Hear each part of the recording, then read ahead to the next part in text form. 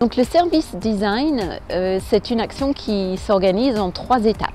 La première étape, identifier les cibles avec 4 focus groups sur les attentes des cibles de clientèle. Le résultat, c'est l'identification de 2 cibles prioritaires, les seniors classiques chic et les familles sportives outdoor.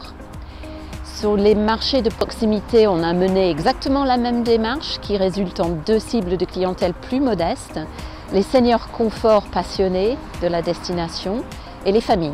Donc la deuxième étape, c'est celle de l'identification des problèmes rencontrés par ces clientèles. Là, la démarche a été d'organiser des workshops avec des experts des produits touristiques que nous avons identifiés dans les offices du tourisme et au sein de la chambre de commerce.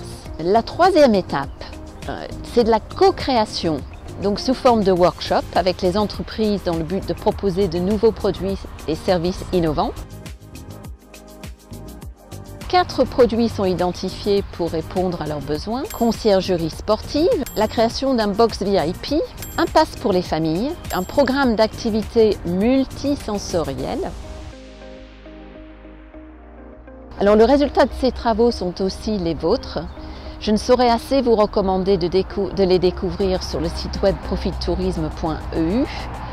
Nous vous inviterons sous peu à participer à la suite des travaux. C'était la convivialité, l'enthousiasme, la recherche de solutions pour toujours être plus performant et accueillir le mieux possible les touristes et toutes les personnes qui ont envie de découvrir. Donc, il y avait une méthodologie très progressive, je dirais. Donc on commençait à définir le type de personnes qu'on pouvait accueillir.